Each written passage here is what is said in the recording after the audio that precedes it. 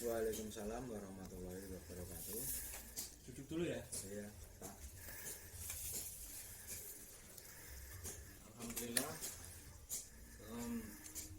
Sehat untuk kita semua. Karena hari ini kita masih diberi kesempatan untuk melaksanakan pembelajaran. Dan untuk sebab itu kita seharusnya dan semestinya berdoa terlebih dahulu. Untuk Mas Abbas silahkan dipimpin doanya. Berdoa mulai.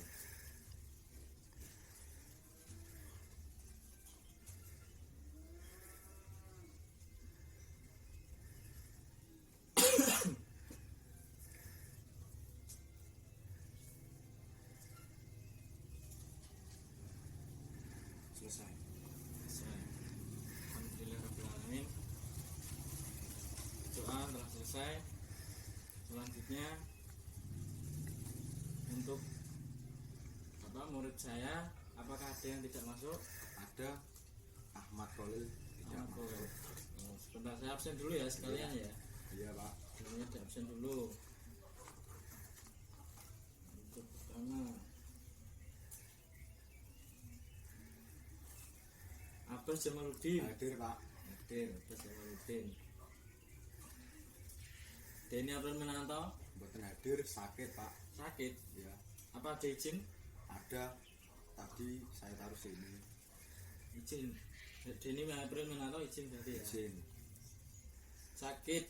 Iya. Sakit. Untuk sakit semoga diberi kesehatan. Amin. Amin. Untuk pembelajaran selanjutnya kemarin kita sudah membahas atau sedikit membahas tentang K3. Apa itu K3, Mas Abbas? Tempat kerja atau industri tentunya terdapat suatu standar K3 yang diterapkan untuk melindungi setiap pekerja yang bekerja di tempat kerja tersebut. K3 atau kependekan dari kata keselamatan dan kesehatan kerja merupakan sebuah prinsip untuk melindungi keselamatan dan kesehatan semua pekerja yang sedang melaksanakan suatu pekerjaan agar terhindar dari kecelakaan dan penyakit kerja, serta agar membuat pekerja dapat berjalan dengan efisien dan aman. Tempat kerja atau industri tentunya terdapat suatu standar K3 yang diterapkan untuk melindungi setiap pekerja yang bekerja di tempat kerja tersebut. K3 atau kependekan dari kata keselamatan dan kesehatan kerja merupakan sebuah prinsip untuk melindungi keselamatan dan kesehatan semua pekerja yang sedang melaksanakan suatu pekerjaan agar terhindar dari kecelakaan dan penyakit kerja, serta agar membuat pekerja dapat berjalan dengan efisien dan aman. K3, keselamatan dan keselamatan kerja. Pengertian K3, pengertian secara umum. K3 adalah usaha untuk menciptakan keadaan lingkungan kerja yang aman, bebas dari kecelakaan. Dasar hukum Undang-Undang Nomor 1 Tahun 1970 tentang keselamatan kerja dengan rahmat Tuhan Yang Maha Esa, Presiden Republik Indonesia menimbang bahwa setiap tenaga kerja berhak mendapatkan perlindungan atas keselamatan dan melakukan pekerjaan untuk kesejahteraan hidup dan meningkatkan produksi serta produktivitas nasional. Bahwa setiap orang lainnya yang berada di tempat kerja perlu terjamin pula keselamatannya. Bahwa setiap sumber produksi perlu dipakai dan dipergunakan secara aman dan efisien. Bahwa berhubungan dengan itu perlu diadakan segala daya upaya untuk membina norma-norma perlindungan kerja. Selesai, Pak. Ya, tadi sudah bagus yang disampaikan oleh Mas Abbas. Jadi K3 itu sendiri adalah kesehatan, keselamatan kerja ya. Dalam K3 itu di dalam K3 terdapat kata keselamatan kesehatan kerja yang dapat diartikan sebagai berikut. 1. Keselamatan safety dalam bekerja dapat diartikan segala upaya yang dilakukan untuk melindungi pekerja, orang lain, peralatan kerja, bahan kerja, dan tempat kerja. Jadi keselamatan kerja atau safety itu enggak hanya untuk manusia, enggak hanya untuk diri sendiri atau manusia, tidak. Jadi itu melingkupi pekerja itu sendiri, peralatan kerja, bahan kerja, dan tempat bekerja. Dan yang kedua, kesehatan. Kesehatan atau health dalam bahasa Inggris dalam bekerja dapat diartikan segala upaya yang dilakukan untuk mencegah kelelahan kerja dan untuk menciptakan lingkungan kerja yang sehat. Jadi nomor 2 itu kesehatan atau health. Kesehatan itu penting untuk pekerja. Jadi dalam bekerja itu untuk mengakali hal tersebut bisa dengan cara diberi jadwal, atau yang sekarang ini sering digunakan itu sistem shift. Shift itu untuk melindungi kesehatan pekerja, terhindar dari kecapean. Dan di dalam bahaya bekerja terdapat beberapa istilah yang digunakan, diantaranya 1. Hazard. Hazard yang artinya suatu keadaan yang memungkinkan terjadinya bahaya saat bekerja atau potensi yang dapat menimbulkan bahaya. Jadi hazard itu keadaan, dalam suatu keadaan kita dalam berbahaya atau menemui kecelakaan dalam bekerja. Itu hazard bekerja atau potensi yang dapat menimbulkan. Jadi kalau kita bekerja di bengkel, mungkin kita bisa terjepit dari komponen mesin itu bisa, terus kita terkena knalpot yang panas itu kan bisa. Itu termasuk hazard yang artinya keadaan yang memungkinkan terjadinya bahaya. Yang kedua, danger yang artinya adalah peluang bahaya yang sudah tampak tetapi dapat dicegah dengan tindak preventif. 1. Ini dalam lingkup bengkel itu biasanya terjadi pada pengelasan. Pengelasan itu berpotensi merusak mata karena dalam pengelasan itu terdapat cahaya yang ditimbulkan dari efek kelas itu, pembakaran itu yang dapat merusak mata. Itu bisa dihindari dengan kacamata hitam atau kacamata safety untuk pengelasan. Yang kedua, risk yang artinya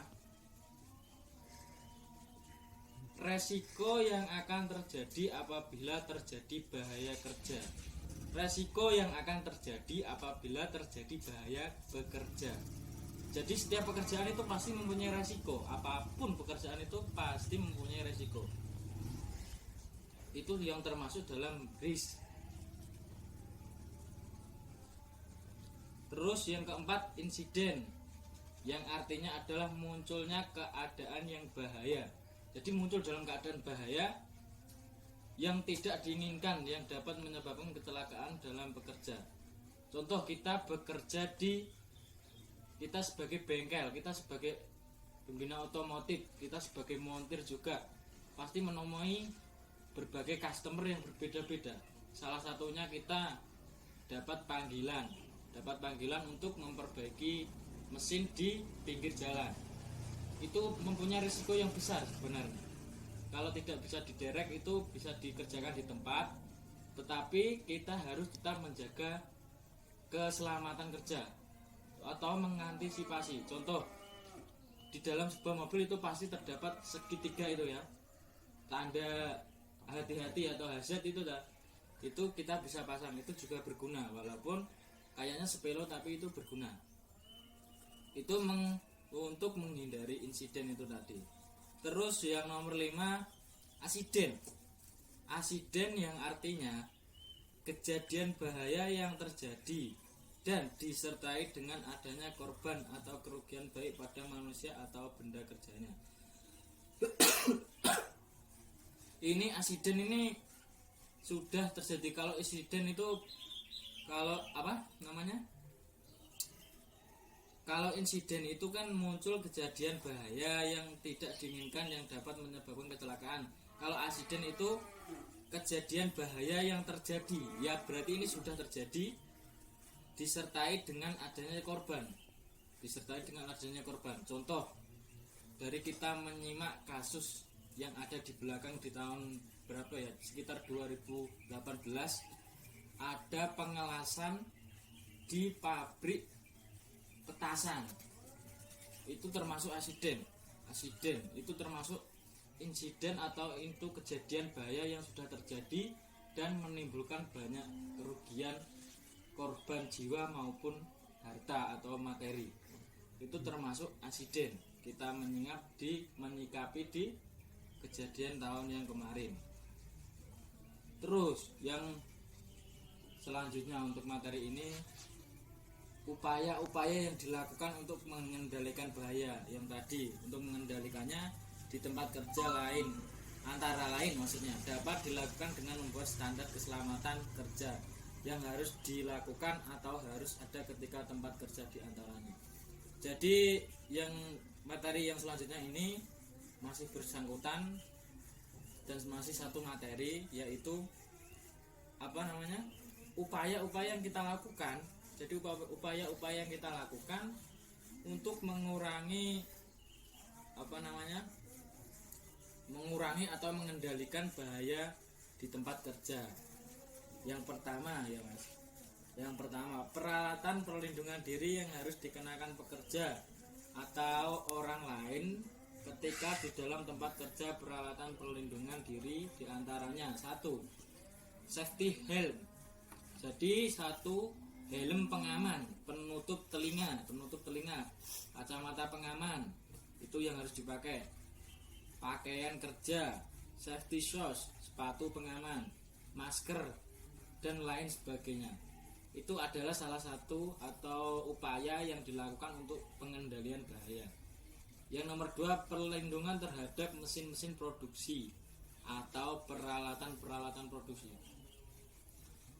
Perlindungan terhadap mesin produksi atau peralatan produksi ini bisa dilakukan.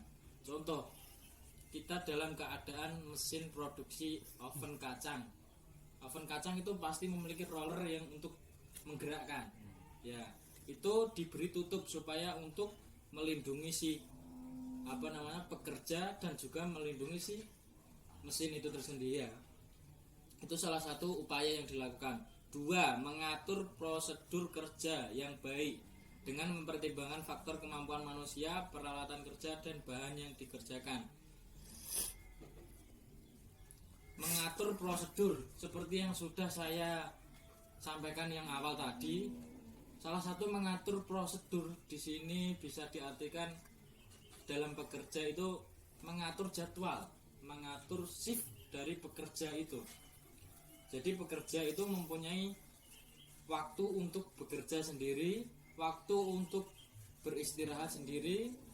Jadi kita tidak semata-mata memburu pekerjaan selesai, tidak. Kita harus memikirkan keselamatan dari karyawan atau pekerja ya. Itu salah satu untuk mengatur produksi kerja yang baik. Terus kemampuan manusia, peralatan kerja dan bahaya yang dikerjakan. Jadi dalam mengatur prosedur, kita juga harus memikirkan alat yang kita pakai untuk bekerja atau alat yang kita pakai, alat dalam mesin itu alat-alat yang kita pakai untuk otomotif. Contoh seperti untuk mesin kompresor, itu kita mempunyai batas pemakaian. Maksudnya pemakaian itu dalam skala 3 bulan atau 5 bulan itu harus diservis seperti itu. Jadi ada perawatan untuk peralatan kerja dan bahan yang dikerjakan. Terus yang keempat, membuat tanda-tanda tempat bahaya atau bahan yang dapat membuat bahaya. Misal memberikan tanda terhadap bahan-bahan yang berbahaya, memasang tanda peringatan atau batas diantaranya. Itu diantaranya tempat untuk jalan dan tempat untuk produksi kerja dan sebagainya. Jadi begini, dalam penjelasan 4 ini, dalam upaya pengendalian bahaya, jika kita melihat di pabrik atau di dalam bengkel, bisa kita anak otomotif toh, di dalam bengkel itu pasti ada poster-poster yang menunjukkan keselamatan kerja atau K3. Contoh, dalam di situ terdapat aturan pakailah baju baju praktek seperti itu, pakai masker, itu pasti ada ya. Iya, Pak. Itu pasti ada. Terus yang kelima, pengamanan tempat kerja apabila terjadi bahaya. Misal jalur evakuasi bahaya, terus alat pemadam kebakaran atau APAR, alarm tanda bahaya, ventilasi ruangan yang cukup, dan lain sebagainya.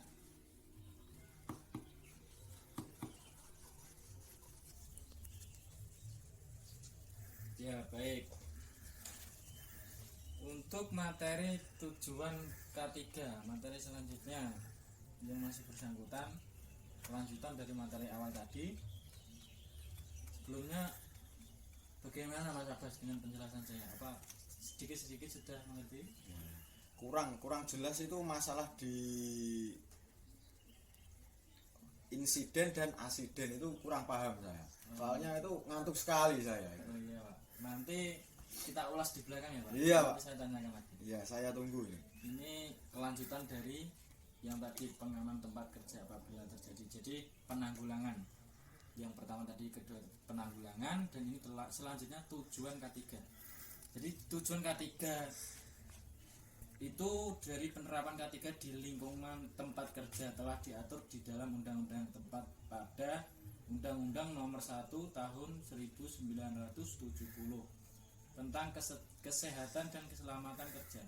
Jadi tujuan K3 itu terdapat dalam Undang-Undang Nomor 1 Tahun 1970 yang berbunyi: 1. Melindungi dan menjamin keselamatan setiap tenaga kerja dan orang lain yang berada di tempat kerja. Ya, itu dalam aturan, jadi semua dilindungi dari yang saya katakan awal tadi, dari semua yang ada di lingkup kerja itu dilindungi semua. Terus yang kedua, menjamin setiap sumber produksi peralatan kerja dapat digunakan secara aman serta efisien. Ya, seperti yang awal tadi, kita pas di dalam mesin itu pasti sudah ada safety. Contoh, di dalam mesin knalpot motor. Kenapa knalpot motor itu kalau dipikir kok diberi penutup seperti Bahasa bengkelnya itu sarangan. Oh, yang enggak, itu maksudnya yang ini, yang bagian luar, yang dari atom itu loh, Mas.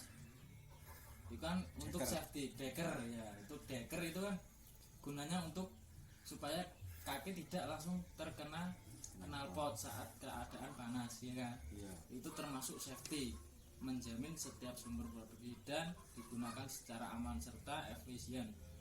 Itu juga bersifat efisien. Terus yang kedua, contoh di dalam pabrik kacang Al-Alif yang kemarin, yang di pabrik kemarin kan, Iya. itu di bagian penggerak atau bagian ban bel dan rantai itu diberi tutup agar digunakan secara aman serta efisien dan tidak mengganggu jalannya performa mesin. Terus yang ketiga, meningkatkan kesejahteraan serta produksi kerja. Begini, dalam K3 itu bertujuan untuk meningkatkan kesejahteraan serta produktivitas kerja. Kita bisa menyimpulkan kalau badan kita fit, pekerjaan akan enak. Betul tidak? Betul, Pak. Nah, itu sudah diatur atau tujuan juga dari K3 tersebut, meningkatkan kesejahteraan serta produksi kerja. Contoh meningkatkan kesejahteraan dalam sistem shift itu terjadi pergantian pekerja. Nah, dalam pergantian pekerja itu ada salah satu atau bahkan banyak yang ingin untuk mengambil shift lembur. Shift lembur itu juga hasil dari meningkatkan kesejahteraan pekerja itu. Salah satu tujuan K3 itu termasuk meningkatkan kesejahteraan serta produktivitas kerja. Terus selanjutnya fungsi K3. Selain tujuan, K3 juga mempunyai fungsi. Salah satunya diterapkan di dalam tempat kerja memiliki fungsi diantaranya 1. Sebagai pedoman untuk melaksanakan identifikasi dan penelitian atau penilaian akan adanya resiko serta bahaya bagi kesehatan dan keselamatan di tempat kerja. Berarti fungsi K3 itu salah satunya juga sebagai pedoman dalam membuat resiko atau dalam menganalisa resiko di dalam pekerjaan. Itu salah satu fungsi K3. Terus yang kedua, membantu memberikan saran dalam perencanaan pekerjaan, terus proses kerja dan desain tempat kerja.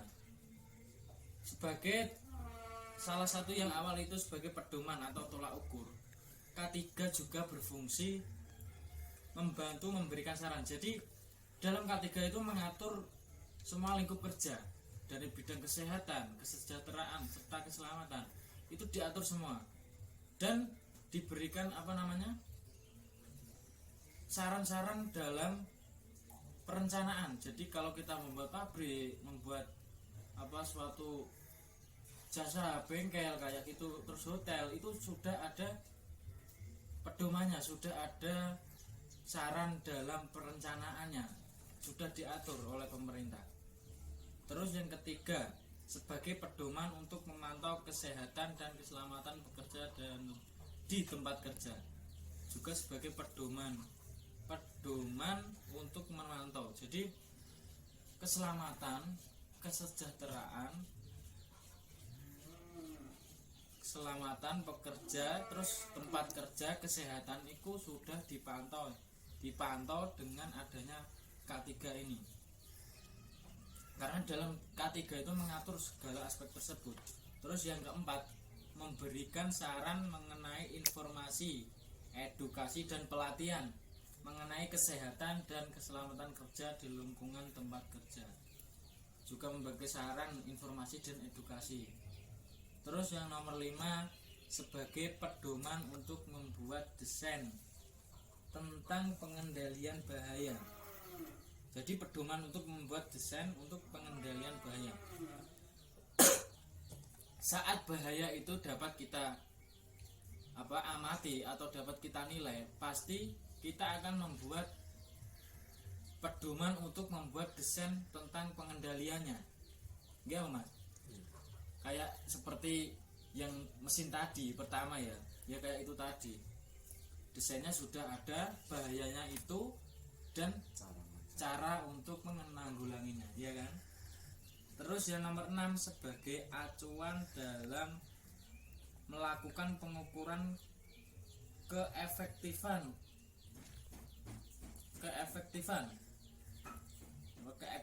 tindakan pengendalian bahaya, program pengendalian bahaya. Juga sebagai tolak ukur, sebagai acuan lagi dalam kita menanggulangi bahaya yang ditimbulkan dari pekerjaan itu tadi. Gimana, Mas? Ada yang mau ditanyakan? Ada, tadi itu yang tadi ya, insiden dan asiden. Itu saya kurang paham. Jadi insiden dan asiden. Iya. Jadi begini. Dalam insiden dan asiden itu sebenarnya bedanya itu tipis, bisa dikatakan begitu. Kalau dilihat dari pengertian, insiden itu munculnya kejadian yang bahaya yang tidak diinginkan. Kayak itu kalau mesin itu trouble error kayak gitu, diinginkan dapat menyebabkan kecelakaan dalam bekerja. Jadinya timbul bahaya yang dapat mengakibatkan kecelakaan dalam bekerja. Contoh gampang aja, kita apa ya yang paling mudah ya, apa namanya itu, kita menyopot kayak apa yang ada di itu loh, apa namanya kok lupa saya. Kita menyopot enggak yang itu yang ada di ban bel itu loh, ban bel itu yang ada di apa namanya traktor kayak gitu, itu kan menimbulkan bahaya, munculnya kejadian yang bahaya yang tidak diinginkan yang dapat menyebabkan kecelakaan. Itu kan dapat menyebabkan kecelakaan, tapi itu tidak ada korban, itu termasuk insiden, tidak ada korban. Terus asiden yang artinya adalah kejadian bahaya yang terjadi dan disertai dengan adanya korban atau kerugian baik pada manusia atau benda kerjanya. Yang asiden itu sudah terjadi insiden terus menimbulkan korban jiwa, menimbulkan korban materi, kerugian materi, itu termasuk asiden. Yang saya omong pertama tadi, contohnya ya kayak apa, pengelasan, waktu itu kasus itu pengelasan di apa namanya pabrik kembang api kayak gitu, itu termasuk asiden.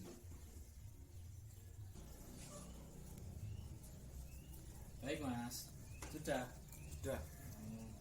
Sekarang kalau sudah, saya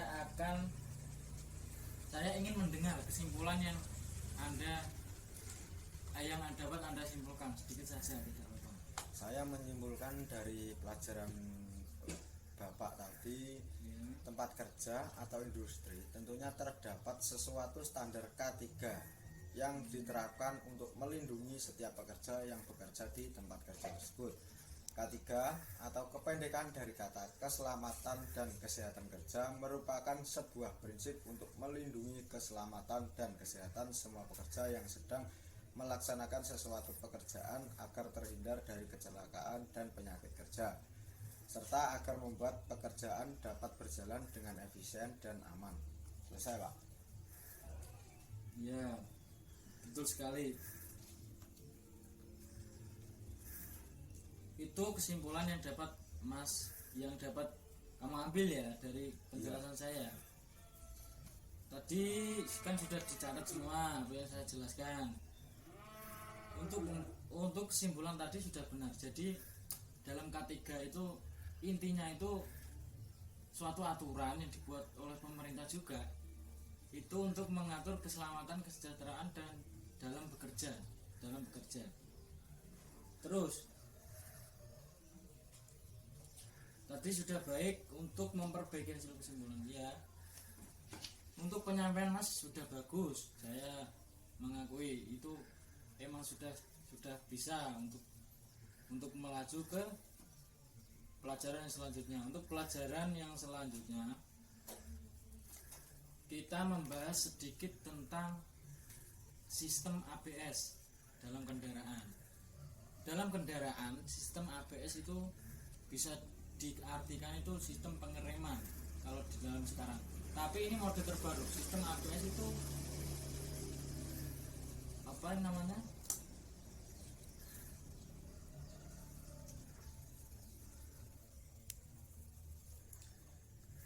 Ya kita ulangi. Definisi ABS. ABS itu apa sih? Ya gitu ya. Sistem ABS itu merupakan sistem pengereman. Jadi salah satu sistem pengereman pada kendaraan agar tidak terjadi penguncian roda ketika terjadi pengereman mendadak. Jadi roda itu tidak bisa mengunci kayak gitu, enggak. Jadi apa, pengereman itu bisa bertahap set kayak gitu mas. Jadi kalau kita ngerem dadak kan langsung kecelakaan lah kayak gitu. Kalau sistem ABS itu tidak. Terus yang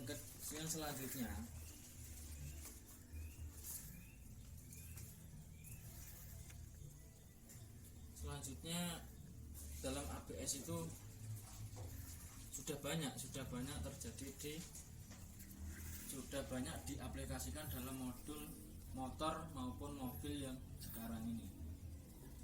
Jadi segitulah atau sedikit itulah yang dapat saya bahas untuk materi yang akan datang.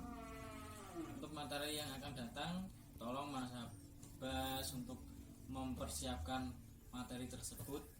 Siap. Paling tidak membacalah, browsing sedikit lah tentang materi tersebut. Jadi bisa sedikit menerima atau sudah ada pemikiran sebelumnya karena sudah dipelajari. Terus menutup baik Mas, begitu yang sudah dapat saya sampaikan. Terima kasih karena sudah mengikuti pelajaran saya, dan mohon maaf jika ada salah kata atau tutur yang salah dari saya. Untuk pembelajaran hari ini saya kira cukup, dan respon dari anak-anak sangat baik. Demikian yang dapat saya sampaikan dalam materi ini. Wassalamualaikum warahmatullahi wabarakatuh. Waalaikumsalam warahmatullahi wabarakatuh.